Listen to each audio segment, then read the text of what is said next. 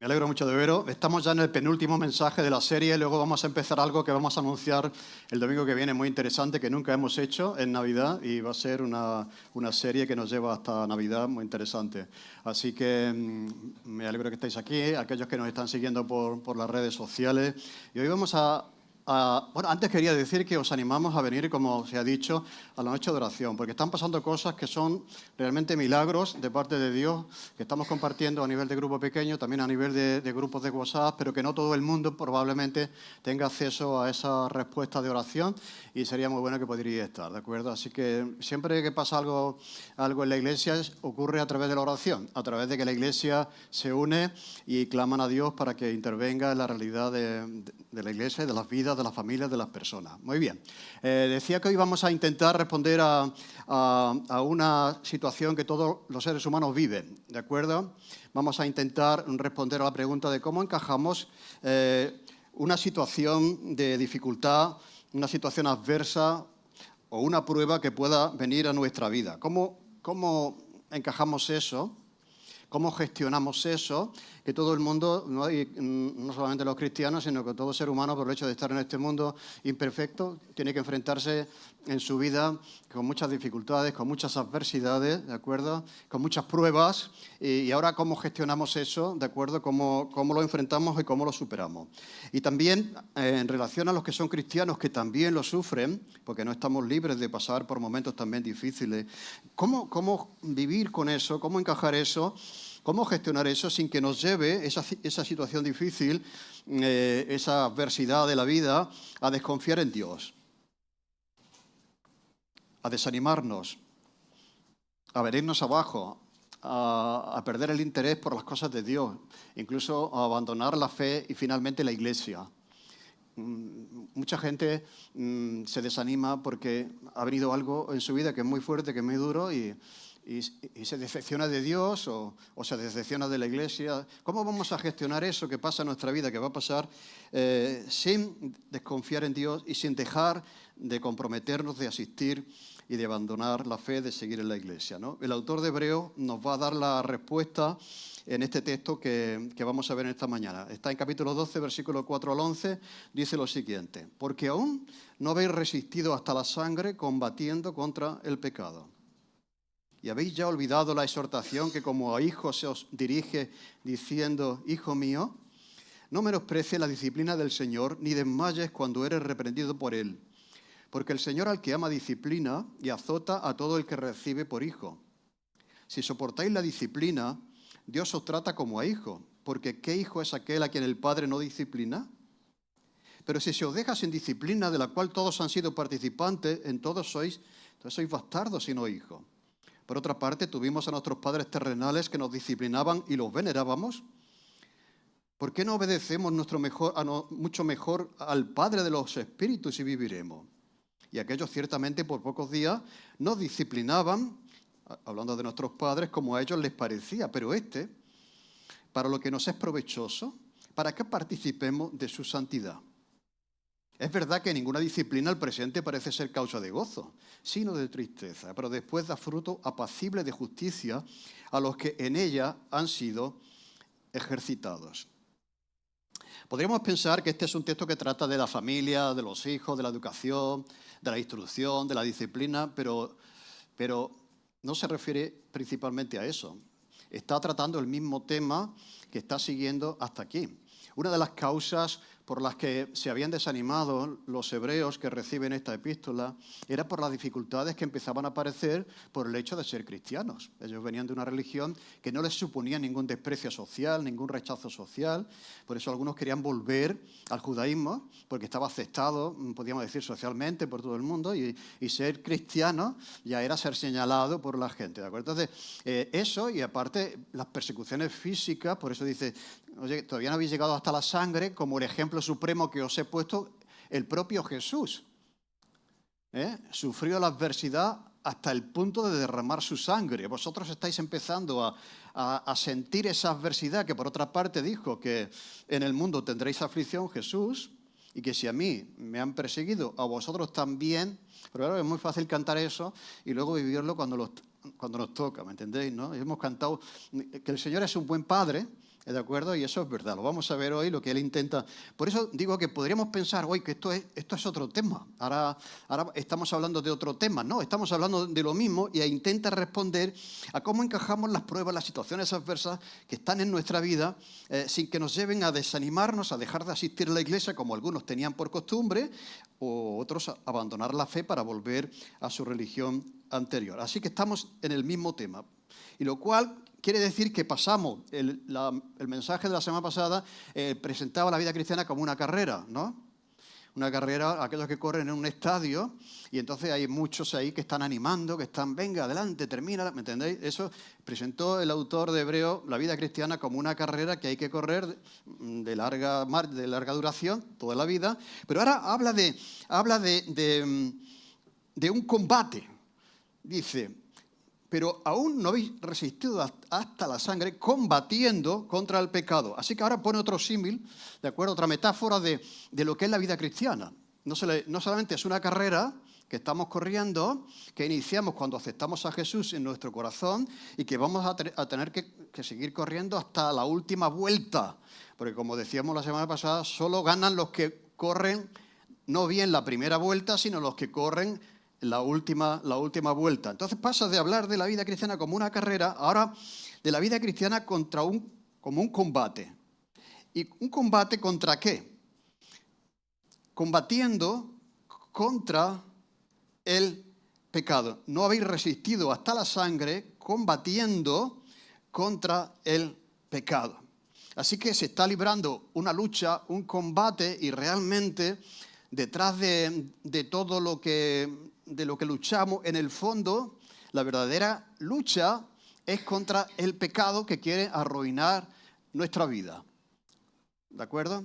Una lucha contra el pecado. Decía un filósofo cristiano canadiense, él decía que, Walters, decía que en la visión bíblica de las cosas, quiero decir, cuando nosotros miramos la realidad del mundo, analizamos la realidad de la sociedad, la visión que nos da la Biblia nos da información para concluir que en el fondo de todo, hablábamos de esto el otro día en el grupo pequeño, él decía que en la visión bíblica de las cosas, el problema principal en la vida es el pecado. Yo sé que mucha gente dirá, eso, el pecado no, será aquellos que pequen, pero no. Pero en el fondo realmente el problema principal de la vida es el pecado y la única solución a este problema es Dios y su gracia.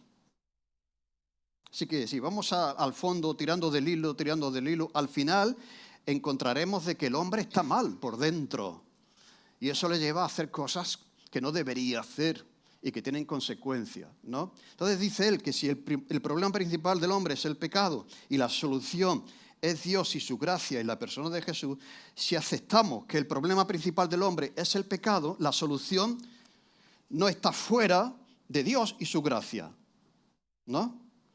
La solución no está fuera de Dios y su gracia. Y quizás en el mundo en el que vivimos intentamos encontrar una solución a ese problema fuera de Dios y fuera de la cruz y fuera de su gracia. Por lo tanto, si el problema es ese, la solución es Cristo y su gracia. Por eso Jesús vino, en primer lugar, a salvar a los pecadores, no a cambiar de sistema político, la economía, a cambiar, ¿me entendéis?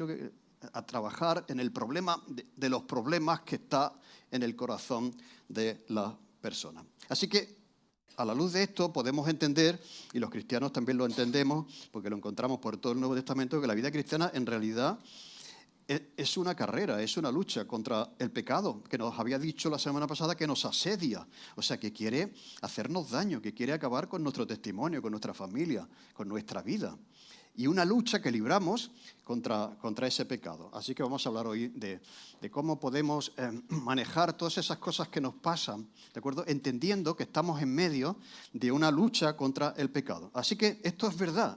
La lucha, en verdad, en el fondo, es contra el pecado. No habéis resistido hasta la sangre combatiendo contra el pecado. Así que esa es la realidad del ser humano. Y podríamos decir que la vida sin Cristo es una carrera, una lucha contra el pecado que está en nosotros que siempre perdemos. Y esto es la gran diferencia, ¿no? Es intentar luchar contra algo que siempre nos puede.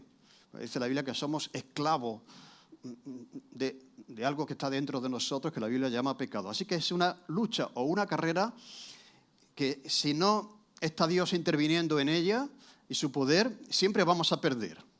Siempre vamos a perder. Sin embargo, la vida cristiana, si Dios está en nosotros, es una carrera y una lucha contra el pecado, pero que ganamos.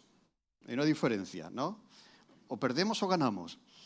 Y desde el punto de vista de la interpretación que la Biblia hace de la realidad del ser humano, dice que podemos ganar esa lucha contra el pecado.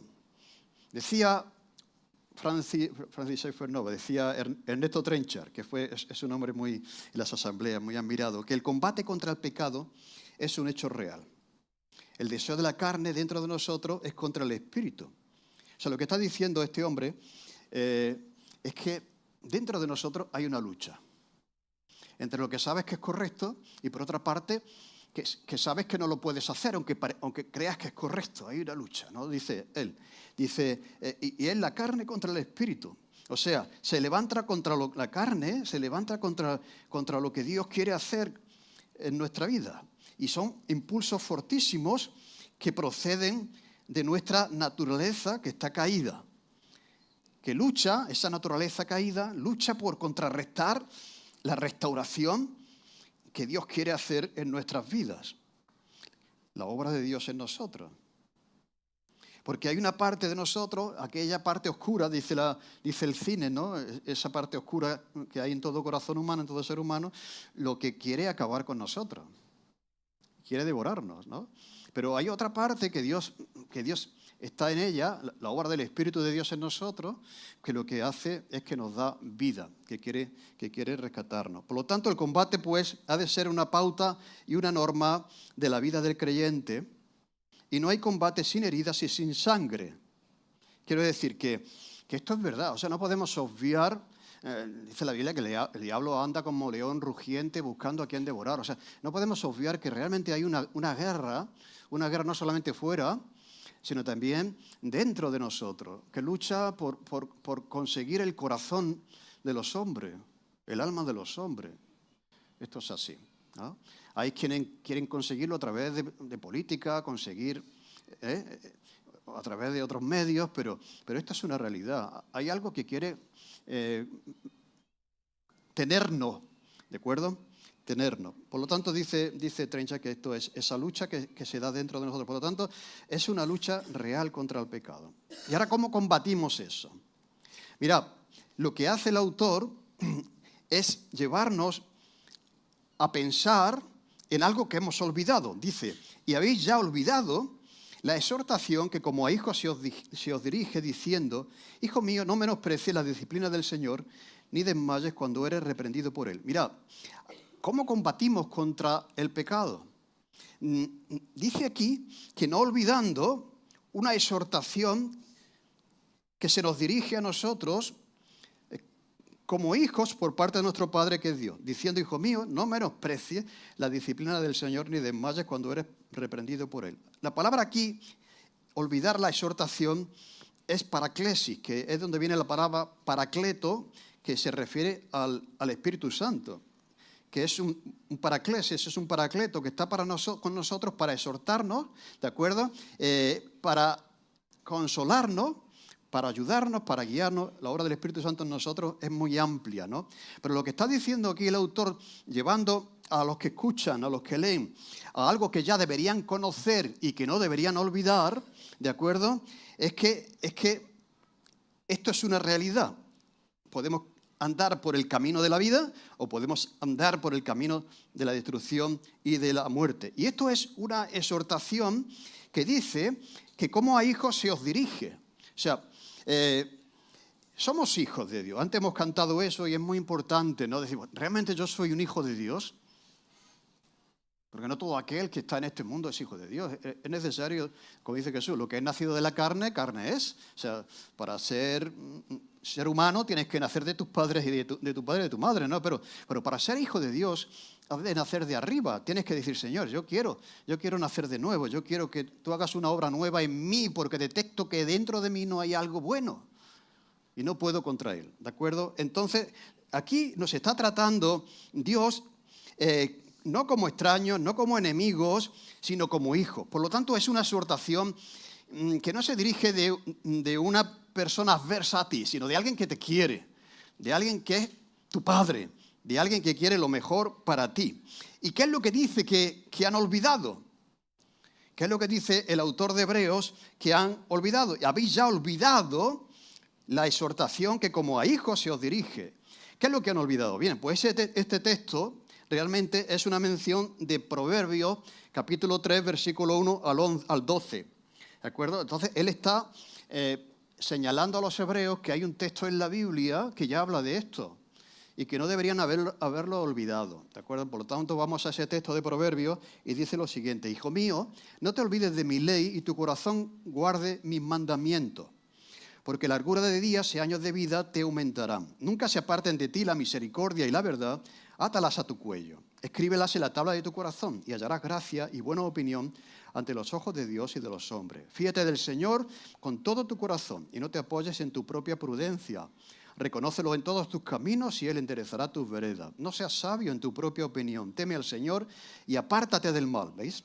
Apártate del mal, porque será medicina a tu cuerpo y refrigerio para tus huesos. Honra al Señor con tus bienes y con las primicias de todos tus frutos, y serán llenos tus graneros con abundancia, y tus lagares rebosarán de mosto. No menosprecies, hijo mío, el castigo del Señor, ni te fatigues de su corrección, porque el Señor al que ama castiga, como al padre al hijo, a quien quiere. Aquí vemos a un padre que está instruyendo a su hijo sobre el camino del bien, que ande, que es lo que quiere un padre, ¿no? Que nuestros hijos, que sus hijos anden por el camino del bien y no por el camino del mal. ¿De acuerdo? Porque sabemos que hay consecuencias si andamos por uno u otro camino. Y entonces está este padre educando, hablando a su hijo, y le advierte del peligro de andar en el camino del mal.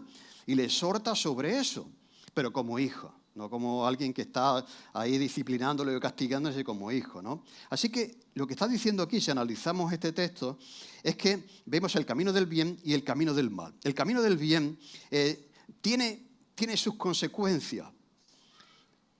Y dice que lo dice aquí el autor, que largura de días y años de vida y de paz te aumentarán. O sea, el que es malo, el que anda en el camino del mal, puede que hasta se muera antes, y esto también es verdad, esto lo hemos visto, ¿no? Una persona que se mete en las cosas peligrosas puede que se muera y que su vida se acorte porque está en cuestiones peligrosas, ¿no? Entonces dice que si tú andas en el camino del bien, hasta tu vida se puede alargar, ¿no? Y la paz te va a aumentar. O sea, hay paz, hay vida larga, si tú no te olvidas de mi ley y de guardar mis mandamientos. Así que ese es el camino del bien, ¿de acuerdo? Y las consecuencias que tiene si lo seguimos. Además, no hace falta ser cristiano. O sea, cualquier padre que tiene delante a un hijo o que observa un poco cómo está el mundo, podría decir a su hijo, sin ser cristiano: hijo mío, ten cuidado donde te metes porque esto va a tener consecuencias, ¿o no? Quiero decir, que no es una cosa, los cristianos, no, es que es así, es que lo podemos notar, ¿de acuerdo? Entonces, empieza diciendo acerca del camino del bien y las consecuencias positivas, pero también habla del camino del mal y sus consecuencias. Así que olvidarse de la ley de Dios, de sus mandamientos, no guardar sus mandamientos, pues la vida puede acortarse y no vas a disfrutar de mucha paz. Por lo tanto, dice, no te apartes de la misericordia y de la verdad, porque también tiene beneficio. Dice, hallarás gracia y buena opinión ante los ojos de Dios y de los hombres. O sea, una persona honrada, honesta, al final es apreciada por sus compañeros de trabajo, por sus vecinos. Hallarás gracia y favor delante de los hombres. Ahora, tú sé un sinvergüenza, engaña a todo el mundo, ve por la vida de esa manera y no vas a tener eso, ¿no? Hay un beneficio de andar en el camino del bien, ¿de acuerdo?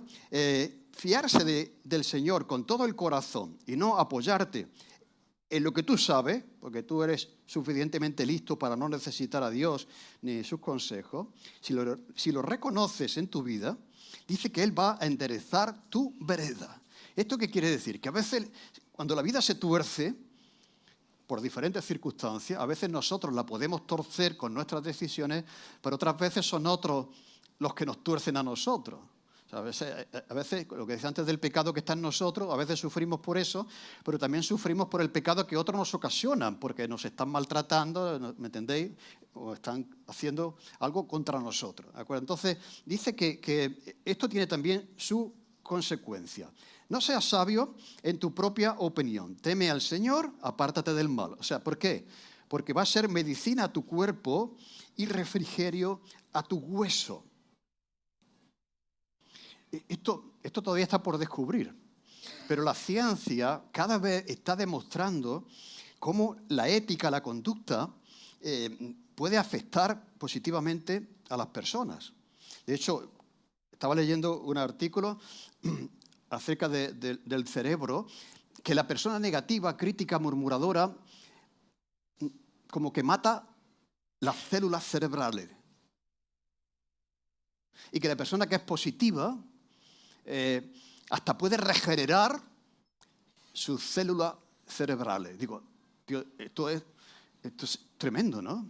El efecto que puede tener la conducta, la ética, los principios, en este sentido, sobre la configuración del cerebro. ¿De acuerdo? Entonces dice aquí que será medicina a tu cuerpo. Quiere decir, ¿en qué medida? ¿No? Pero de alguna manera hay un beneficio físico también cuando andamos en el camino del bien y refrigerio para tus huesos. Honra al Señor con tus bienes, con la primicia de todos tus frutos. Y la consecuencia, serán llenos tus graneros con abundancia y tus lugares rebosarán de mostros. La importancia de la generosidad. No menosprecies, hijo mío, el castigo del Señor, ni te fatigues de su corrección, porque el Señor al que ama castiga como el Padre al Hijo a quien quiere. El camino del bien tiene sus beneficios, pero por el contrario, el camino del mal tiene sus consecuencias que un padre bueno, como el que vemos en Proverbios, quiere evitar a sus hijos, ¿no? Entonces, el Padre habla aquí de la corrección divina a través de la exhortación para mantenernos en el camino del bien y apartarnos del camino del mal. Por lo tanto, hay como dos maneras de enseñar. Una es, lo he dicho otras veces, a través de la instrucción, ¿no? Y la segunda a través de la alpargata. Aquello que decía tu madre, los más jóvenes no saben, pero los que somos ya más mayores sabemos que nuestra madre decía, ¿por las buenas o por las malas? O sea, te enseñaba la alpargata y tú dices, uy. Entonces, es verdad, mira, la Biblia es una manera de enseñar por instrucción. Dios no quiere usar la alpargata, ¿entendéis? O sea, quiere enseñarnos como hace un padre, o sea, pues intenta instruir, y esa es la primera medida. O sea, eso de enseñar también siempre con la alpargata, la letra con sangrienta, tampoco es.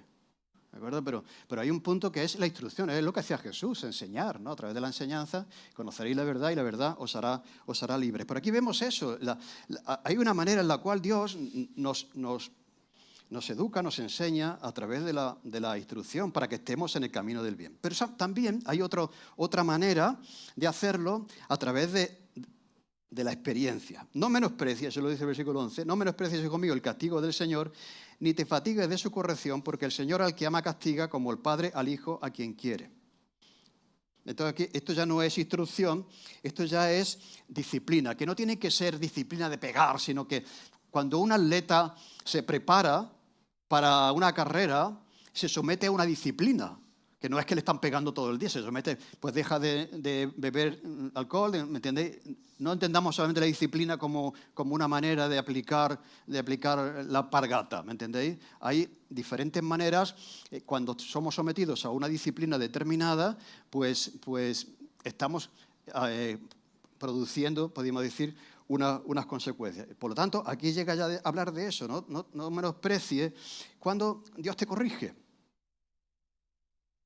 Porque el Señor ama al que corrige, como el Padre al Hijo a quien quiere. Bien, todo esto, como he dicho, lo voy a explicar después, no es otro tema diferente del que estamos viendo aquí. Es como manejamos aquellas cosas que nos pasan en nuestra vida y que a veces no entendemos, ¿de acuerdo? Entonces, cuando vamos a este texto nos cuesta trabajo aceptar el proceso de alejar a una persona, a un hijo o a quien sea, del mal. O sea, nos cuesta aceptar que nuestros padres nos pongan límite, nos cuesta aceptar que a veces nos digan que no, Y nos cuesta aceptar que a veces nos quiten el teléfono, ¿no? Pues ahora sin teléfono, sin internet, lo que sea. Eso es algo que no se lleva hoy.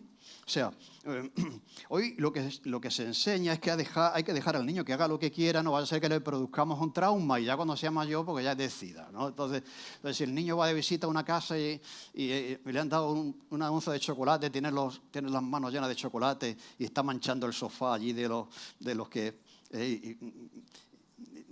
Y no le dicen al niño, eso no se puede hacer, ¿entendés? O el niño se sube en el sofá, viene con las zapatillas de barro de la calle, se sube en el sofá y los padres no le dicen, oye, hijo, eso no se puede hacer, ni en esta casa, porque no es la nuestra, ni en la nuestra tampoco, ¿me entendéis? Entonces hoy lo que se dice, nada de eso, nada de la exhortación, no de la corrección, ¿no? Que lo que hay que hacer es dejarlo hacer.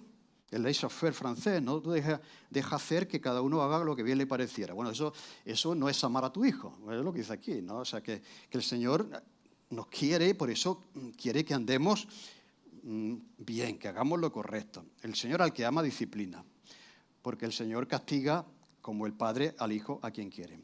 Por lo tanto, es una visión de un Padre que nos ama y que en un momento determinado, pues nos corrige. ¿De acuerdo? Para apartarnos de la insensatez del camino del mal, para que vayamos por el camino del bien. Así que le enseña para que aprenda, le exhorta para que cambie y le disciplina para que se corrija. Eso es algo que hacen todos los padres, ¿no? O sea, a veces enseñamos, después exhortamos para que cambies de opinión, que cambies de manera de conducirte y finalmente, si no se entra en razón, pues los corregimos con pues le quitamos lo que sea, el teléfono, lo que sea, ¿no? Así que no menosprecie. Dice aquí, sin embargo, el autor que no debemos menospreciar cuando estamos en situaciones como esas, porque el Señor nos está amando, no nos está dañando, como el Padre al Hijo, al que quiere. Pero como digo, ahora, ¿qué tiene esto que ver con lo que hemos dicho? Con todo lo que está hablando aquí sobre la fe y etcétera, ¿no? ¿Qué tiene que ver con nosotros? Podríamos hablar, bueno, esto se refiere a la educación de los hijos, pero no se refiere a la lucha del cristiano contra el pecado, ¿me entendéis? Pero sin embargo ese es el tema. Esto es la buena hermenéutica, ¿no? O sea, se puede hablar de la disciplina, pero no olvidemos que el principal objetivo es convencer a los que leen que estamos en una lucha y que Dios a veces tiene que utilizar ciertas situaciones para que andemos correctamente, como un padre hace con sus hijos. Así que este enfoque nos lleva a considerar de otra manera las cosas que nos pasan y las dificultades que tenemos que enfrentar en la vida.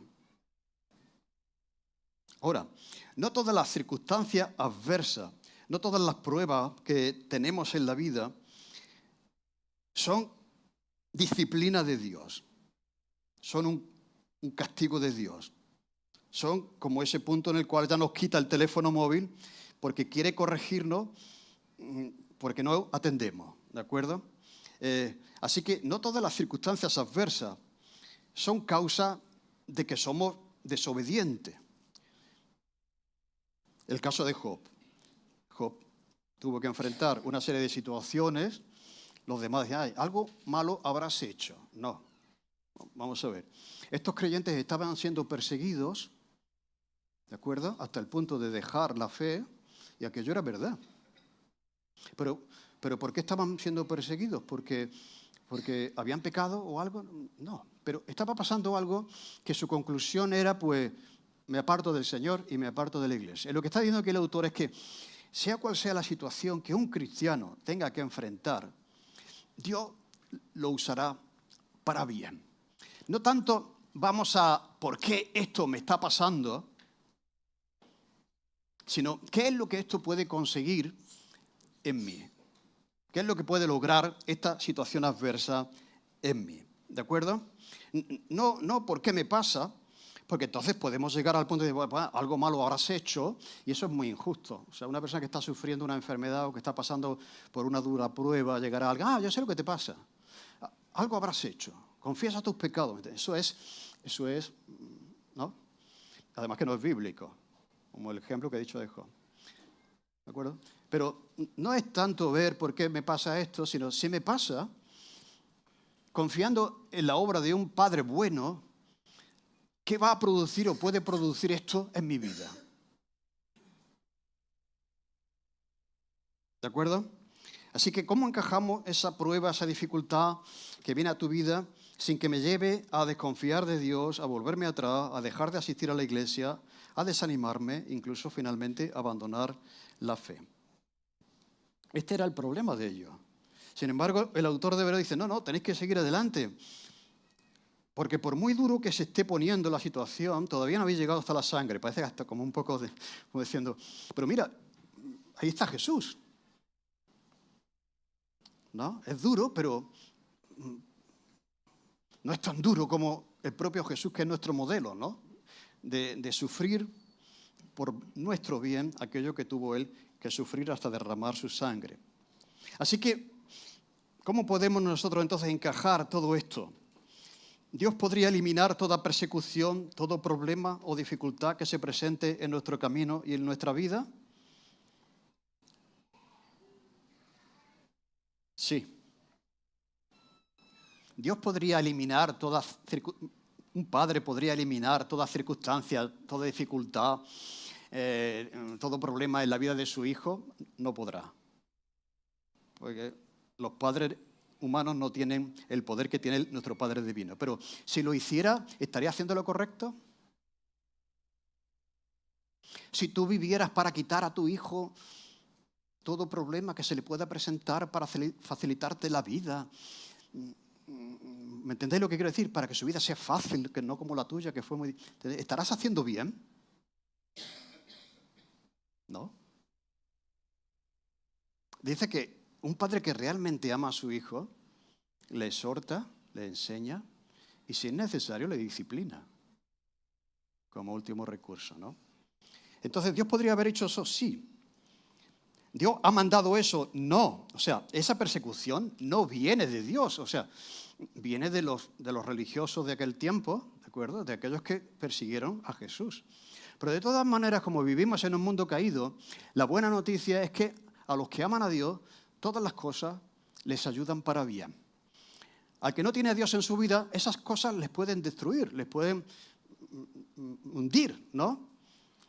Esas pruebas, esas dificultades, esas enfermedades en su vida. Pero aquella persona que tiene a Dios en su vida sabe que ayuda para el bien y que eso va a producir finalmente un bien, aunque sea en este momento doloroso, ¿no? Y que eso redundará en nuestra madurez, en nuestro crecimiento y en nuestra victoria sobre el pecado, porque al final la lucha verdaderamente es contra el pecado. Así que el otro día había una persona que estaba hablando acerca de las dificultades, y hay una persona que había estado en guerras, un periodista que había estado en muchas guerras. ¿Qué opinas de eso? Dice, mira, a pesar de toda la tragedia, de toda la maldad que hay, dice, las dificultades nos hacen mejores. ¿Tú crees eso? ¿Que las dificultades pueden hacerte mejor?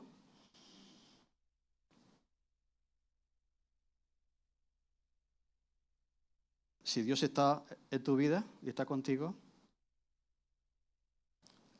si no lo está, son las consecuencias de tus caminos. Pero si Dios está con nosotros, dice que todas las cosas nos ayudan a bien. Por eso Santiago, que entiende esto, dice, hermanos míos, tened por sumo gozo cuando os halléis en diversas pruebas. Pero ¿cómo puedo yo alegrarme sabiendo que la prueba de vuestra fe produce paciencia? Al final, todo eso tiene el propósito de hacernos mejores, ¿o no? Producir paciencia. Pero nosotros, ¿qué queremos? ¿Tranquilidad o paciencia? Queremos felicidad. No me digas tú, ¿me entiendes? Pero es que esto es la vida. Es que es así. Seas o no seas cristiano, tú vas a tener que enfrentar diferentes circunstancias adversas. O te lo tomas, ¿de acuerdo? Dios contigo, que redundará todo para tu bien, producirá en ti una persona mejor, o por el contrario, no será así. Así que dice, si soportáis aquello que Dios quiere hacer en vosotros, a través de las circunstancias adversas que atravesáis, Dios os trata como a hijos. Porque ¿qué hijo es aquel a quien el Padre no disciplina? Pero si se os deja sin disciplina, de la cual todos han sido participantes, todos los que han mencionado hasta aquí, en el Antiguo Testamento y en el Nuevo Testamento, entonces sois bastardos y no sois hijos. Por lo tanto, hemos de descansar en lo que Dios va a hacer en nosotros cuando estamos pasando por circunstancias adversas, porque Él controla todo lo que nos pasa. Así que hemos de aceptar también en nuestra vida esos momentos difíciles como una oportunidad para que Dios quiera producir un bien en nosotros. Dice, cuando hay disciplina, tanto de tu padre terrenal, excepto en algunos casos, ¿no? Podemos ver casos de padres que maltratan, eso ya no es disciplinar, eso ya es violencia, ¿me entendéis? Etcétera. Pero cuando hay una disciplina correcta por parte de un padre, no te está odiando, sino que te está queriendo, ¿o no? Es así. Así que las pruebas, las aflicciones, las dificultades que el Señor permite que pasen en nuestra vida, nunca son evidencia de su rechazo, de su falta de amor, de que desaprueba nuestra vida, sino es precisamente porque nos ama, porque somos sus hijos, y somos hijos, no bastardos. ¿Sabéis lo que estaba leyendo? Bueno, ¿qué es un bastardo? Un bastardo es a un hijo al que no se le reconoce ni se le quiere, ni se le educa. Entonces un bastardo es un hijo que se tiene con otra persona, pero que tú no reconoces, que tú no le educas, que tú no le das sostenimiento económico, ni tampoco le quieres. Es decir, eso no sois vosotros para Dios. Sois hijos, no sois bastardos. Os quiere, os educa y aprovecha lo que pasa para producir un bien en vosotros. Por otra parte, dice, apelando a aceptar estas adversidades en nuestra vida porque Dios va a producir un bien, por otra parte tuvimos nuestros padres terrenales que nos disciplinaban y los venerábamos. Yo digo, a ver, tú venerabas a tu padre, ¿de acuerdo? Cuando te daba una galleta, cuando te daba una galleta, lo que está diciendo aquí es que vamos a ver, esto es un principio, o sea, al principio, lo vamos a decir luego, dice, hombre, al principio no le gusta a nadie un castigo o una disciplina, dice, pero al final produce su fruto. Y al final uno dice, y lo hemos visto muchas veces, ¿no? De personas que dicen, pues yo doy gracias a mis padres que me corrigieron, en fin, yo sé que... Pero dice aquí, nuestros padres terrenales que nos disciplinaban y los venerábamos, dice, y aquellos, versículo 10, ciertamente... por pocos días nos disciplinaban como a ellos les parecía. Lo que está diciendo aquí es que reconoce que la disciplina paterna no siempre es correcta. Como a ellos les parecía. Lo que quiere decir que algunos castigos de un padre a sus hijos pueden ser injustos. Así que los padres pedimos perdón a los hijos porque, ¿me entendéis? No es la disciplina divina que siempre produce, es justa y produce un bien. Así que dice, como a ellos les parecía, lo que él quiere decir que a veces cierta disciplina no era precisamente merecida. Pero sin embargo, Dios, que es perfecto, dice, ¿por qué no obedecemos si ya respetábamos a nuestros padres, que a veces se pasaban un poco o no fueron justos? ¿Por qué no obedecemos mucho mejor al Señor de los Espíritus y viviremos? Así que nos cuesta aceptar que Dios use estas cosas que no nos gustan para hacernos mejores, que algunas veces Él tenga que permitirlas para producir un bien en nosotros. Y si aceptamos la argumentación del autor, si aceptas todo esto que te está pasando, que te lleva a dejar al Señor y a la iglesia, cosa que no hizo Jesús, que le pasó por ahí, ¿no? Dice, ¿por qué no lo dejas en las manos del Señor, sabiendo que es bueno y que va a producir vida en ti? Aquellos, como a ellos les parecía, pero Dios para lo que nos es provechoso, lo cual quiere decir que siempre hay un mayor bien cuando el Señor nos enseña o nos corrige. Siempre hay un mayor bien. Y dice que para que participemos de su santidad. el pecado, definiéndolo de alguna manera, de otra manera, es no ser y no poder ser como deberíamos ser. ¿No? ¿Qué es el pecado? Que al final haces lo que no quisieras hacer. El pecado en el fondo es, al estar fuera de la voluntad de Dios, pues hacer lo que no deberíamos hacer. No ser y no hacer como deberíamos ser y como deberíamos hacer. Y la santidad, ¿qué es la santidad?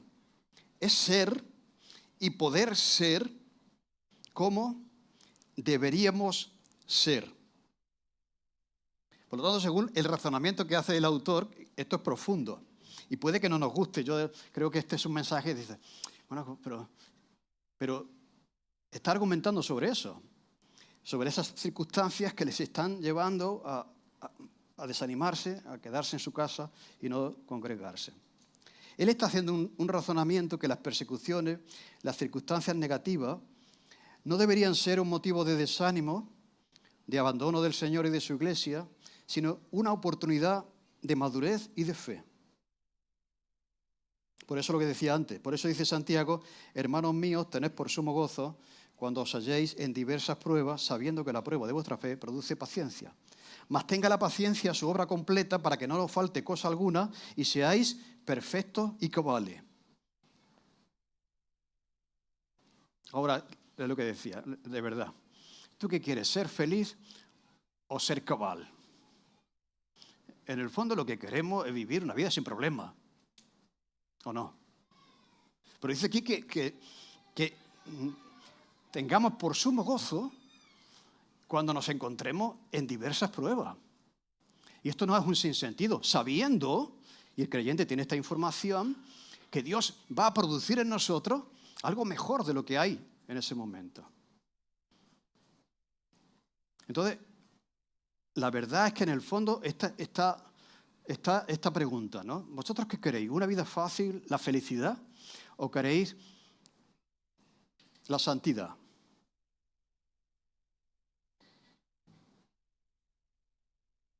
Pero lo que no sabemos es que la felicidad está en ser personas mejores. Buscamos la felicidad como, bueno, como algo que un día vamos a encontrar, pero bienaventurados los que son así, dice Jesús. Felices los que viven y son de esta manera. O sea, resulta que siendo como deberíamos ser, perfectos y cabales, somos felices. Pero tú sé una persona malvada y jamás encontrará la felicidad. Porque al final tú dices, la causa de la infelicidad del ser humano, una parte de ella está en uno mismo y la otra parte está en la acción de otros para contigo. Pero al final es el pecado.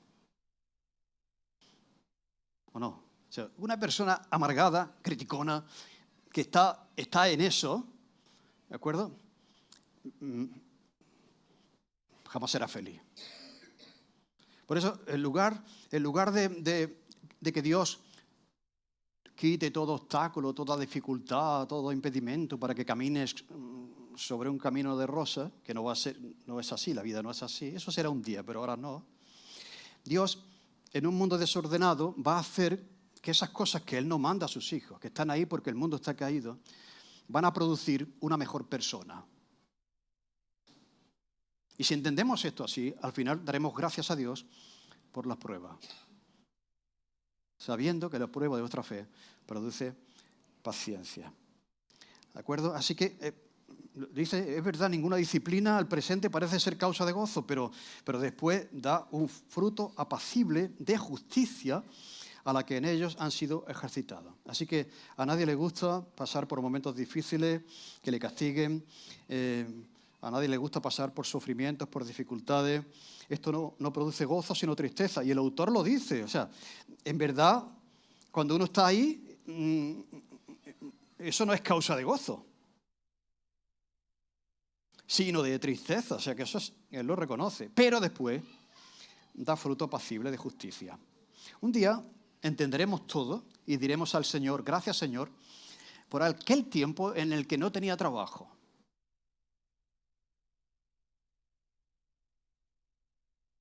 Pues se puede agradecer eso.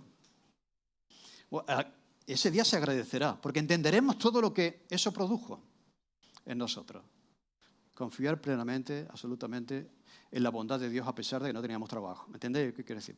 Un día vamos a entender todas esas cosas que nosotros no entendemos, ¿de acuerdo? Pero ya podemos empezar a entenderlas porque para eso se nos está exhortando. O sea, que estéis pasando por adversidad, por dificultad, por persecución, no es motivo para dejar al Señor. No es motivo para abandonar la fe. No es motivo para dejar de asistir a la iglesia.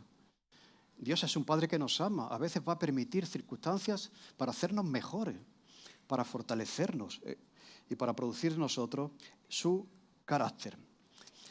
Había un condenado en el corredor de la muerte que le pidieron decir sus últimas palabras antes de morir. Y él dijo, sí, quisiera decir algo. Ojalá mis padres me hubiesen corregido cuando yo robé la bicicleta al vecino y mis padres la ocultaron en nuestra casa. Ojalá me hubieran corregido y yo les hubiese obedecido.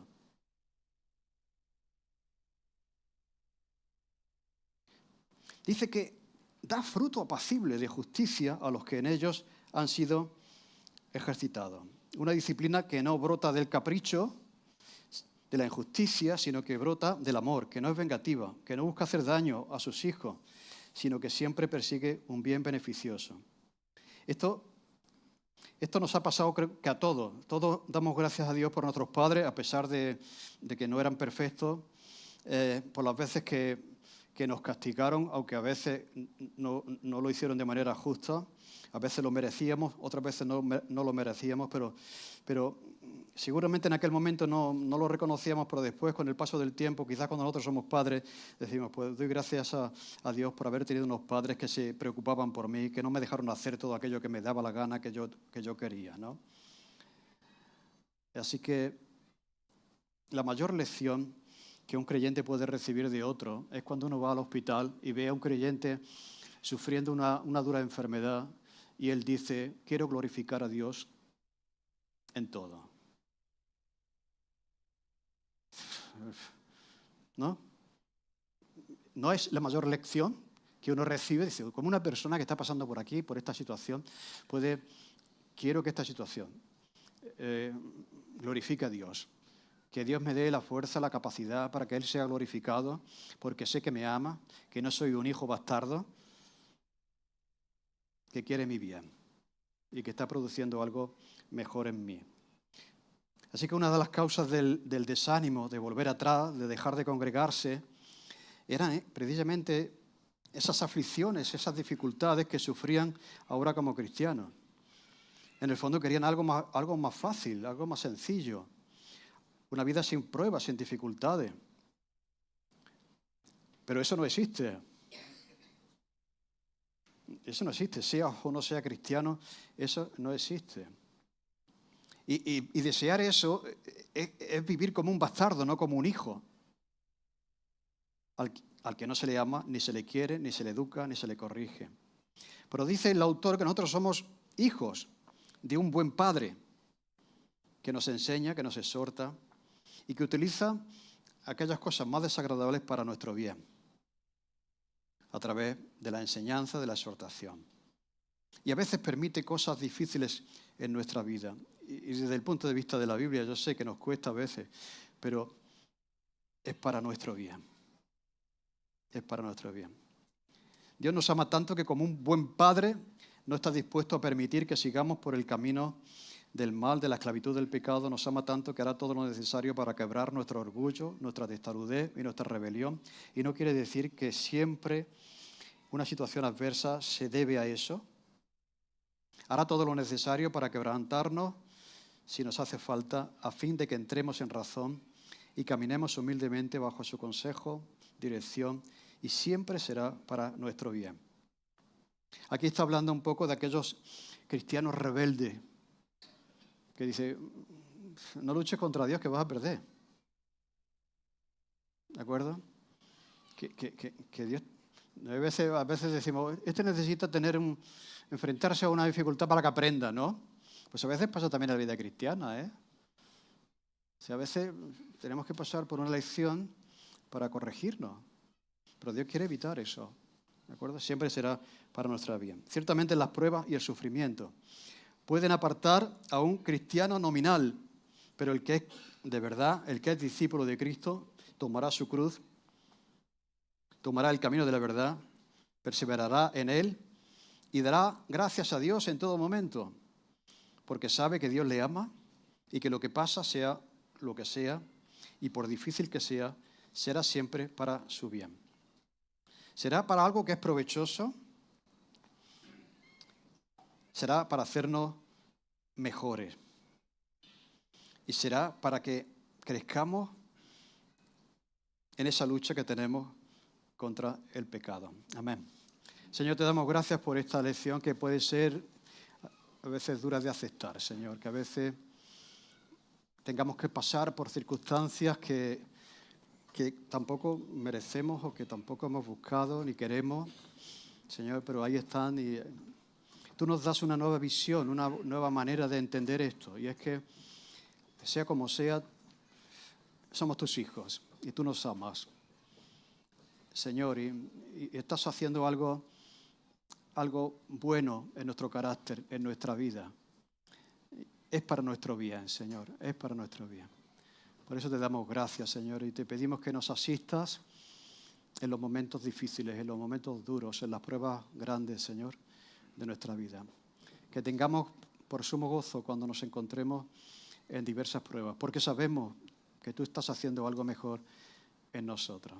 Señor, ayúdanos a aceptar esto y a vivir a la luz de esto. En el nombre de Jesús. Amén.